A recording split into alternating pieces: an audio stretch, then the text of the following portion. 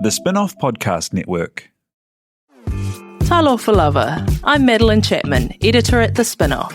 If you have the means, consider supporting our high-quality journalism by becoming a Spinoff member. Sign up now at thespinoff.co.nz/donate.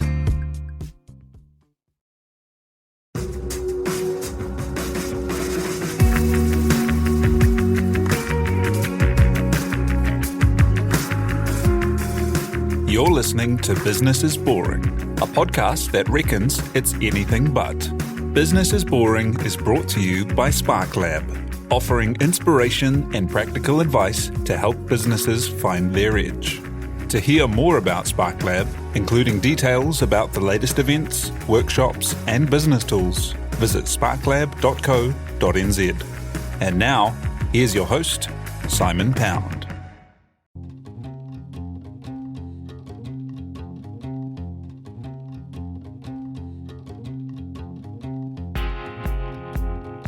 You're listening to Business is Boring, a podcast that reckons it's anything but. Business is Boring is made by The Spinoff with help from Callaghan Innovation, New Zealand's innovation agency. Here's your host, Simon Pound. The job market can be hard for anyone at the best of times. But if you're an ex-prisoner without recognised skills, it can be impossible. In the year after release, up to 80% of prisoners can be unemployed at any time. One groundbreaking new non-profit is out to help change that by helping incarcerated people learn how to code. Take2 offers 3 years of support for people with a year of intensive web development training and then 2 years of support to integrate into the community and the job market. Code is a great leveller. If you learn the rules, put in the work, think creatively and logically, you can excel. Many people who didn't thrive in traditional schooling have found excellence there. The goal of equipping prisoners with highly sought-after skills led today's guest from an exciting career in impact investment into the world of non-profits, dealing with big government departments and multi-generational societal challenges. To talk the big problems and the big ideas to help solve them, CEO Cam Smith joins us today. Kia ora, thank you for being here. Thanks, Simon. Great to be here. Hey, so tell me about your background before this, working as an investment manager in impact investment. That sounds pretty cool. Yeah, so impact investing is an emerging field within investment. And so what that is effectively securing financial returns, or at least the return on capital of your investment, but alongside direct positive social or environmental impact from the business or project that you invest into. So effectively what it's trying to prove is that financial returns and positive impact can go hand in hand. They don't need to be mutually exclusive things, which is often the way we think of the two. So with the Impact Enterprise Fund, that's a venture capital fund that's set up to target market rate financial returns, but then also direct, tangible impact, positive social or environmental impact from the business model of the companies that we would invest into.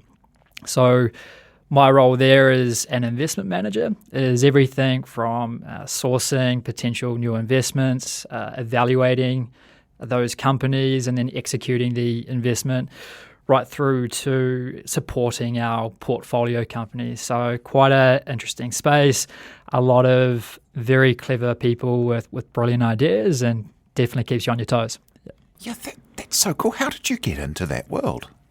So impact investing was an area that I had identified that was emerging internationally, and had a few conversations with people that were trying to start this nascent sector in New Zealand. It's something that's only really emerged here in the last 3 to 4 years. At the time when I wanted to move into it and use my financial skills for something really positive alongside generating a financial return, so there just weren't really those opportunities out there at that point in time. And I ended up joining NZT Investment, which is New Zealand's economic development agency. And part of our role there in the investment team was to work with New Zealand entrepreneurs and businesses, get them investment ready, and then partner them with international investment to accelerate their growth, create job opportunities in New Zealand, and accelerate the economy here. So when I joined there, I flagged to them straight away that impact investing was the path I wanted to go down. And after a couple of years there, the Impact Enterprise Fund popped up and they had started to drive forward the impact investing sector here in New Zealand. And I was very fortunate through NZT Investment, where they gave me an opportunity to do a secondment where I was able to go work at the Impact Enterprise Fund, and that's ultimately how I got my start in the industry. Yeah. And that's so cool. And having had that experience with helping a range of businesses get investment ready, and that must have really given you a great head start into what you're looking for in terms of sustainable and real businesses that can deliver that change and that rate of return.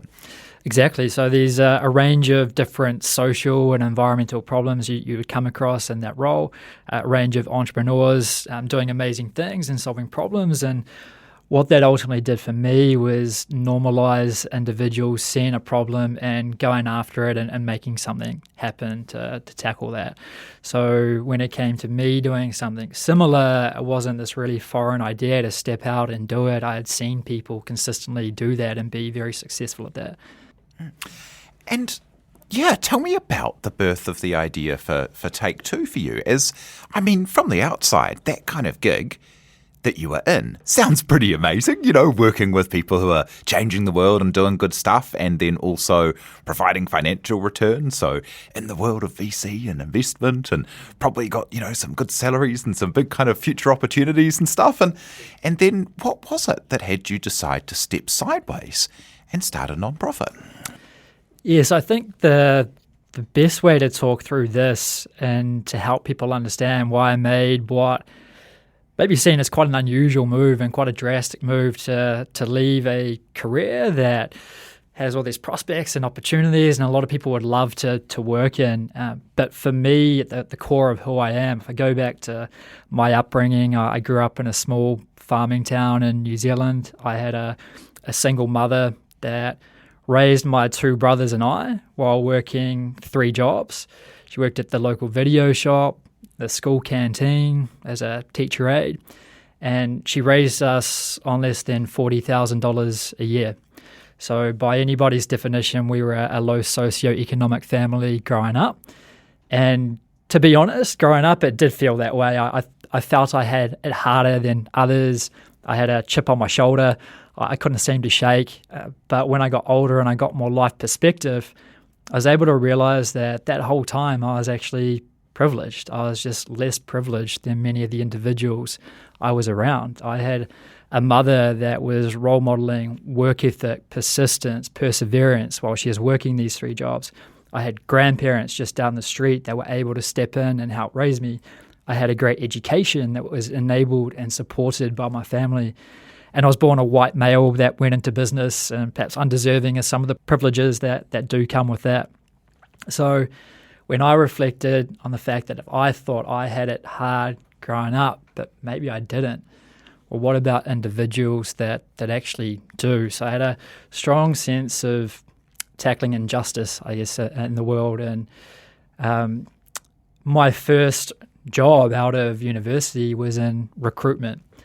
And that was where I saw firsthand the impact of a criminal conviction on someone looking to secure employment and move on with their life. And individuals had made a mistake 2 years ago, 5 years ago. They had served their time according to our justice system. But we as a society, we're actually then stepping in and serving a second sentence for these individuals, which is often lifelong for them.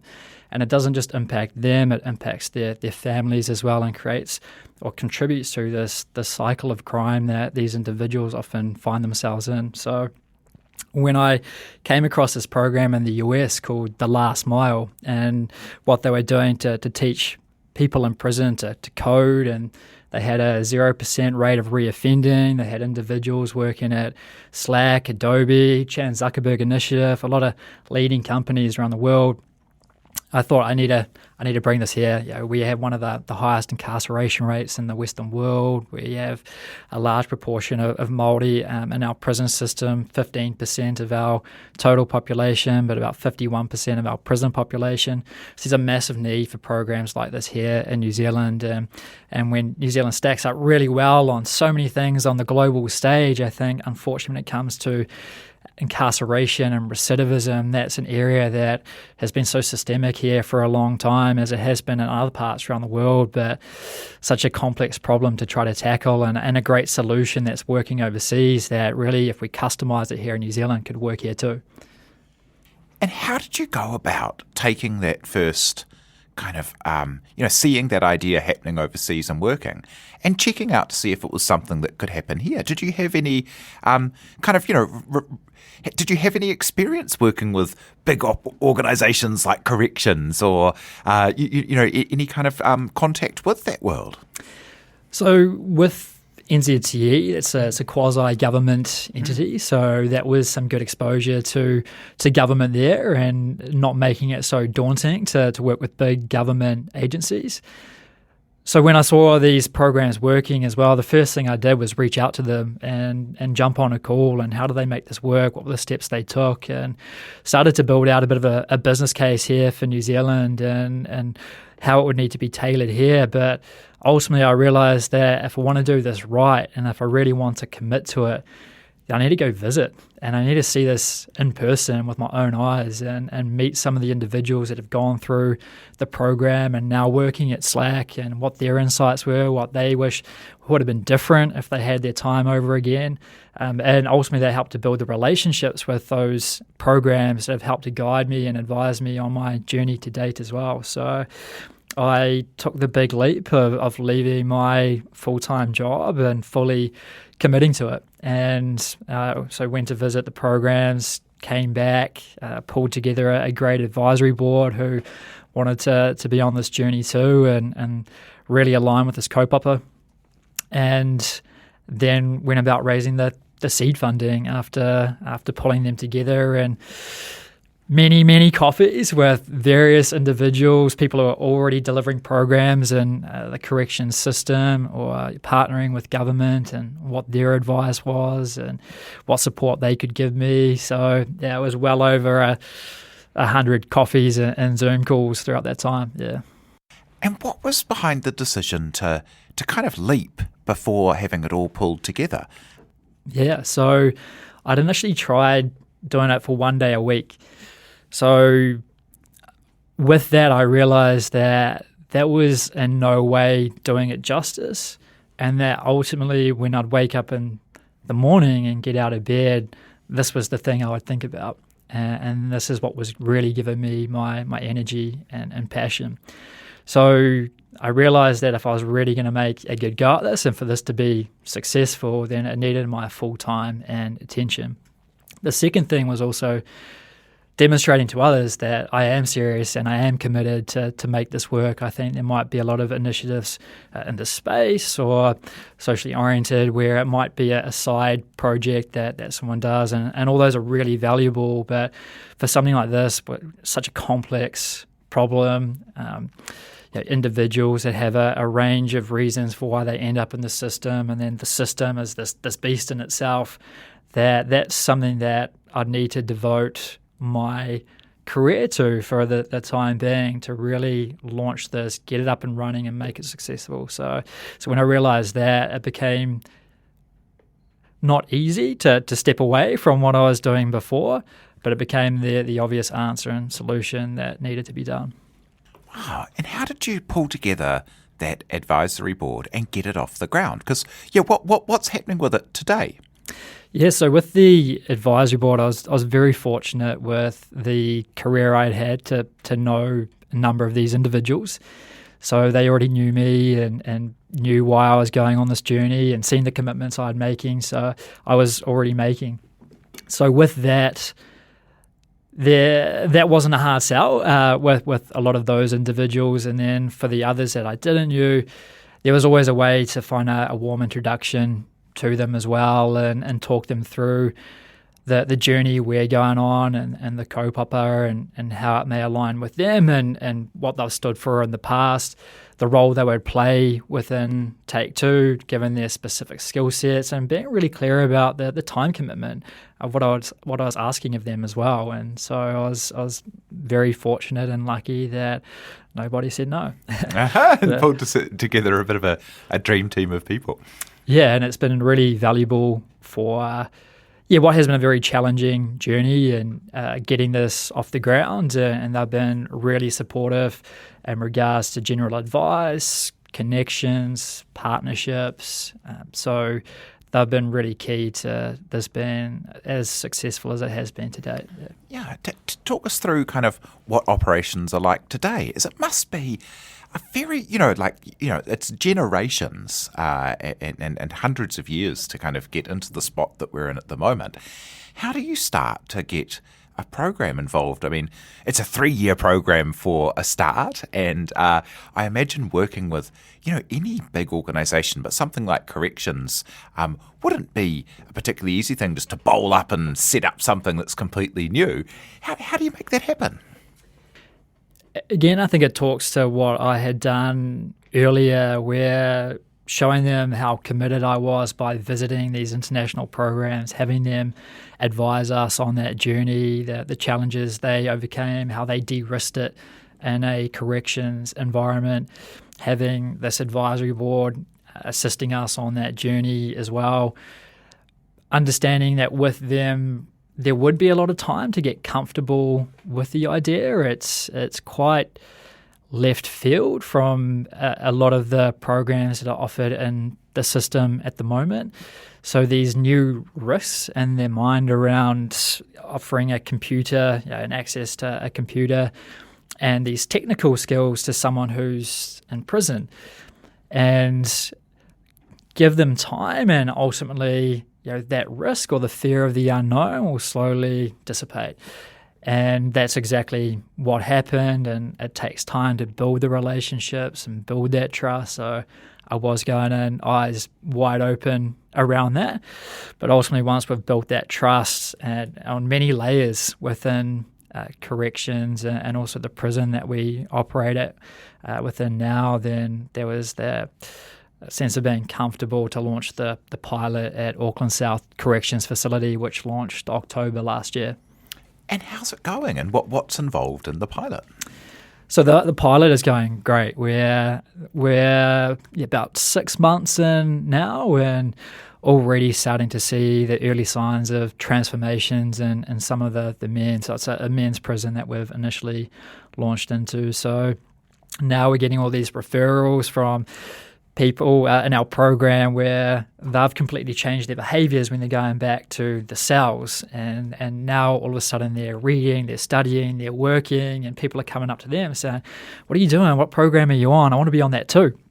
So we're getting all these referrals coming to us and all these amazing insights from the individuals around perhaps how their traditional system didn't quite work for them, but now they have this opportunity to build things and be creative and learn this technical skill set, and something that maybe they'll be judged more for around their ability than what they've done in the past. So they feel really inspired and motivated, and it's very rewarding to be on that journey with them.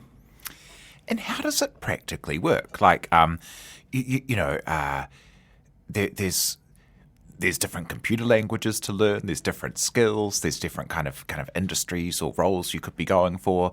But kind of like code is kind of, I guess, one step in a whole bunch of issues with, stats around people who are incarcerated being much more likely to have learning difficulties, or literacy even is a real problem there. So how do you come in with a coding program and work in that really complicated environment? Yeah, so one of the biggest challenges we had to overcome was we're teaching these individuals to design and build websites, but we don't have access to the internet. So quite a key problem when it comes to something like this. So we've customized everything to work in an offline environment. Another key thing we've done for these individuals is make it really project oriented. So for them, they can see visually see their progress, right? They can work on projects every single month and go back and apply the new skills they've learnt to old projects they've done, and that's really empowering for them to see that progress that they're making.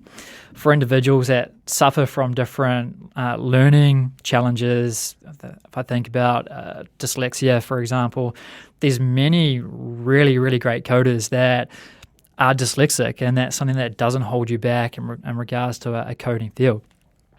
With web development, it's also quite a creative pursuit as well. So yes, you learn these technical skills and you need to operate within these technical skills, these technical abilities, but from there you can create whatever you want. And again, that's something that's really empowering for these guys when they understand that and they see that and they start bringing their ideas to life. And many Māori in Pacifica in prison, the cultural backgrounds, they've been quite artistic in the past with carvings, paintings, and something that could be quite a natural pursuit for them that they may pick up quicker than other individuals. That's so cool. And so it's web development and then learning what kind of like languages required to do that. And is there kind of like a specific goal to pop out with, a kind of trade, ready to go, and a kind of technological trade? Yeah, so with what we do, we're trying to move away from certifications and understanding that in the tech industry, it's more about what you can do rather than what qualifications you have. So for our individuals, it's really building up that skill set so they can prove their ability to potential employers going forward, and the specific skills they need in the workplace they can demonstrate in advance in an interview process with them. So for us, we're bringing in potential employers into the classroom and showing them what the guys are working on, and they can see it for themselves.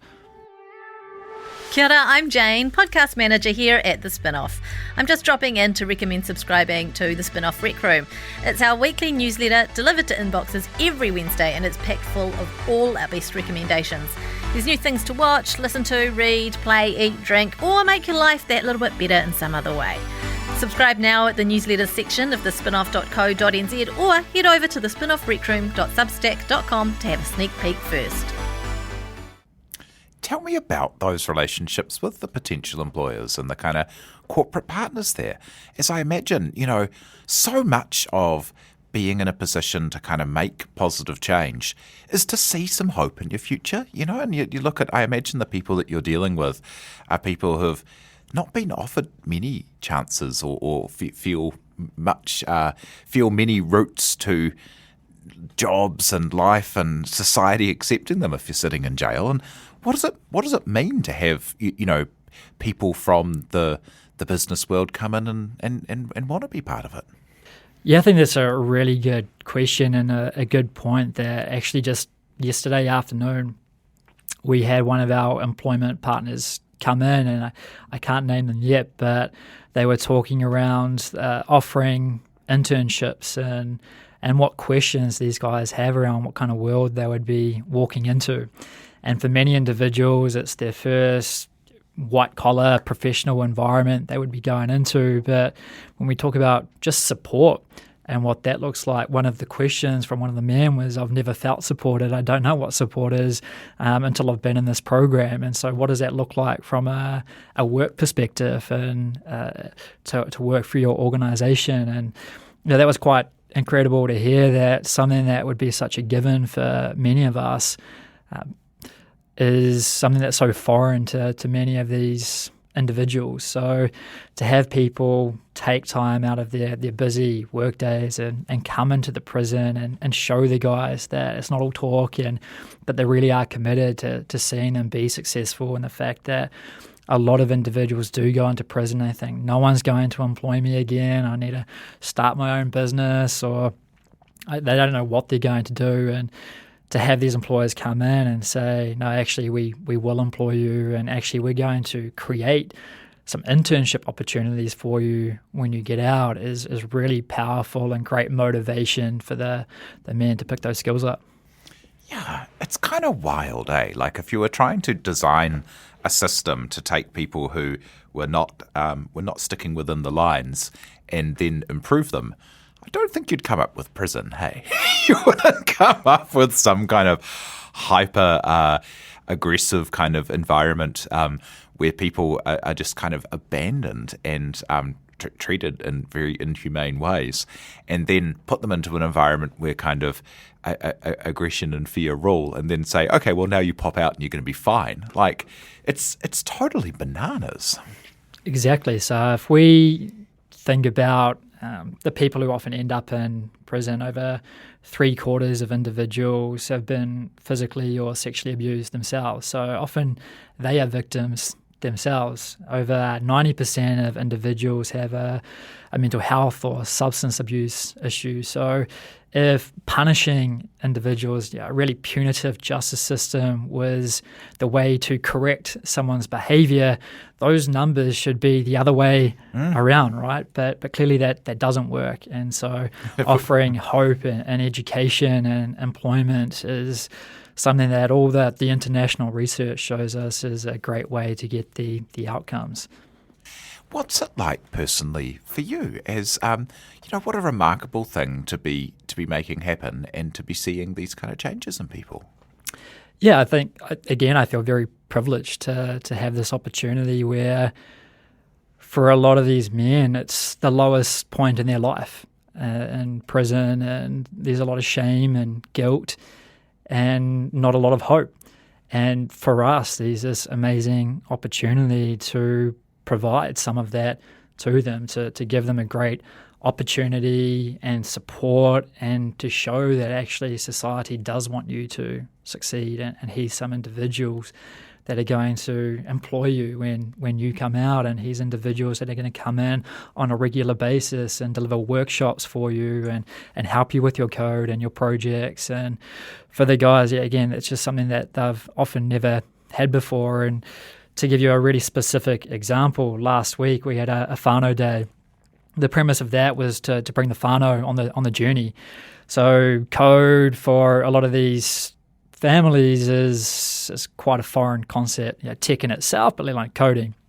So what we wanted to do was bring it to life.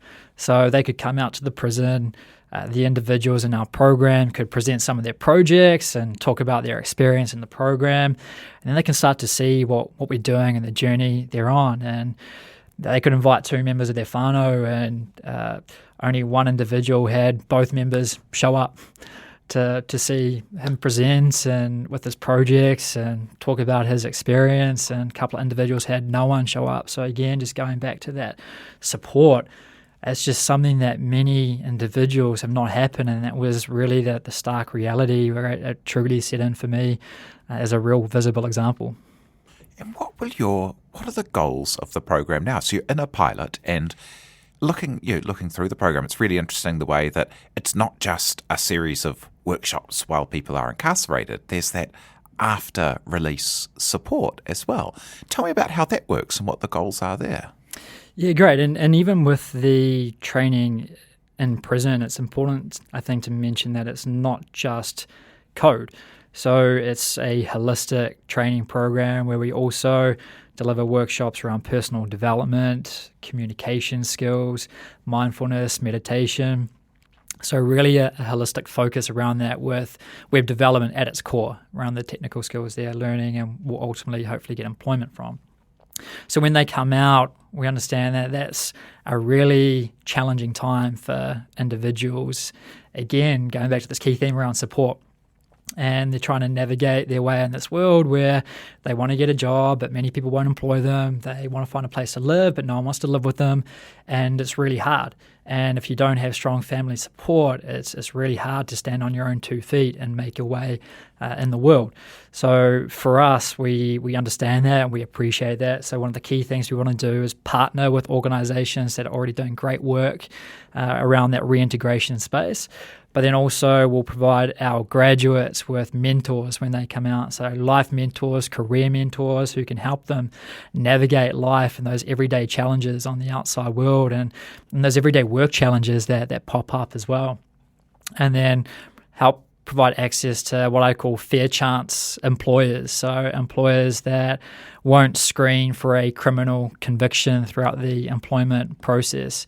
And then building out our internship partners as well. So businesses that are going to actively create an internship opportunity for a graduate who comes out of our program. So then we're creating this direct education to employment pathway as our key focus to reduce reoffending.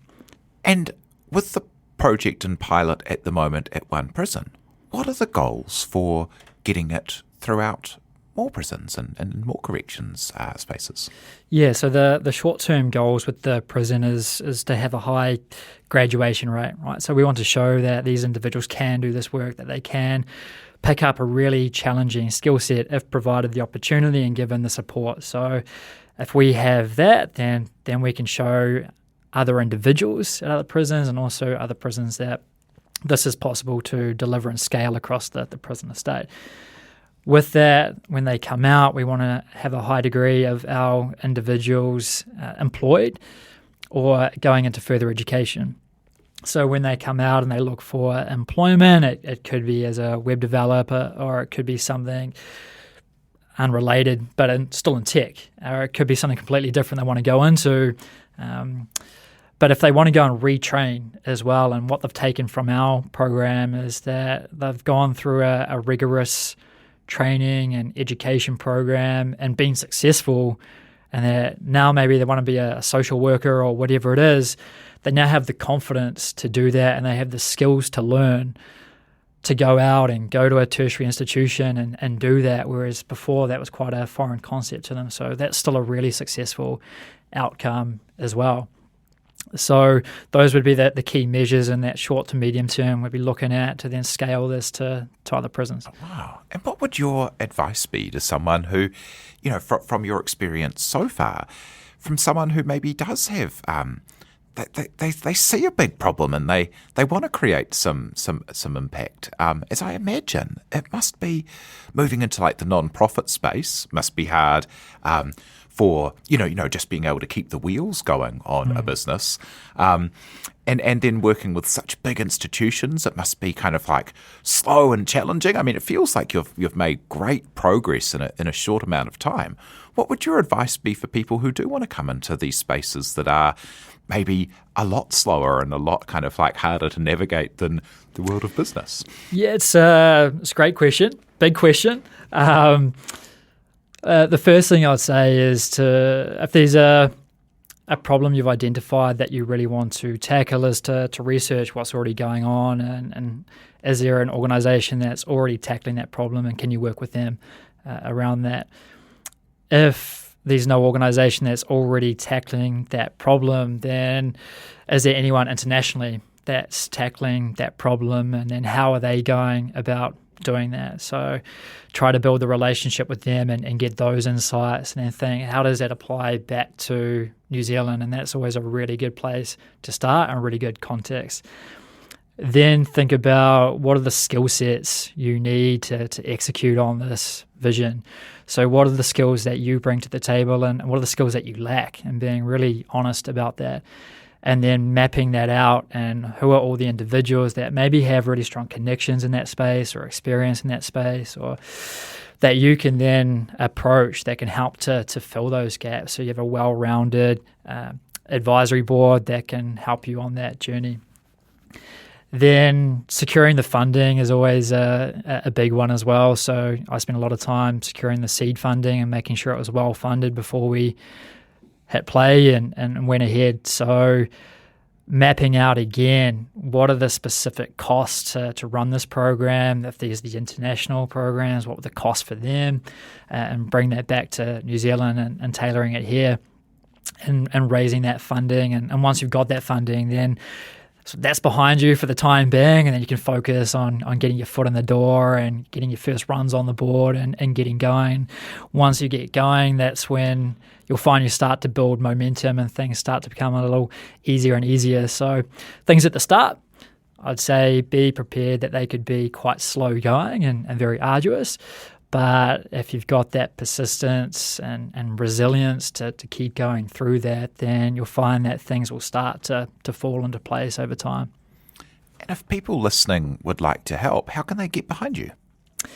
Yeah, so there's a few ways that people could get involved. So if you're an employer, would love to hear from you if you have a fair chance hiring policy, or if you'd like to take an intern on from our program. And again, it doesn't actually have to be in web development. It could be in any field, ideally tech-related.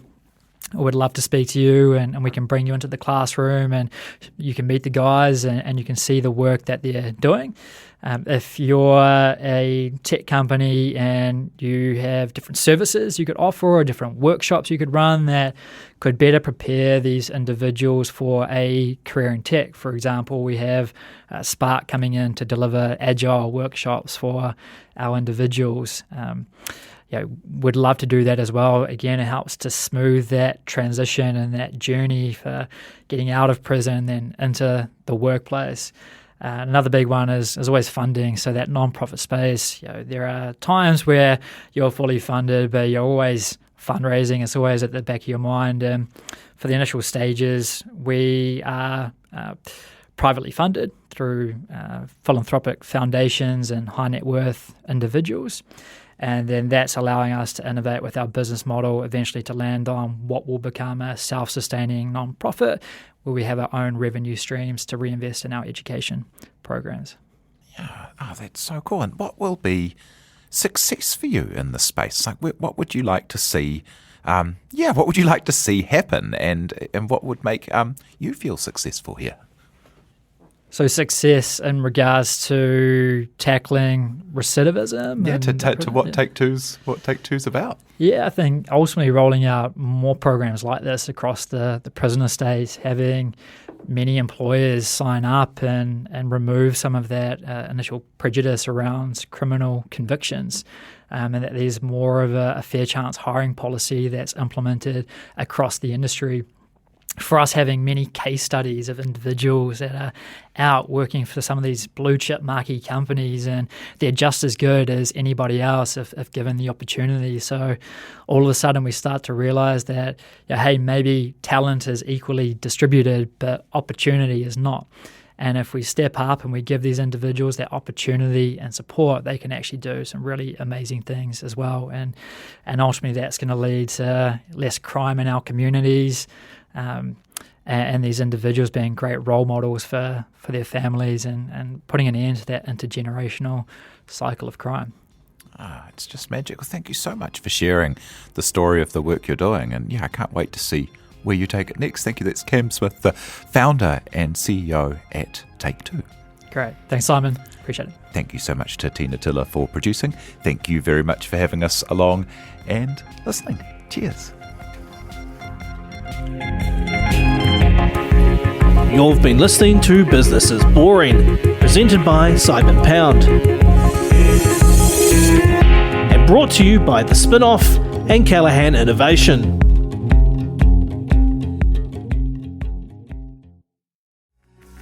From the Spinoff Podcast Network, that was Business is Boring, brought to you by SparkLab. Make sure you're following Business is Boring wherever you get your podcasts. And for more information on SparkLab, visit sparklab.co.nz.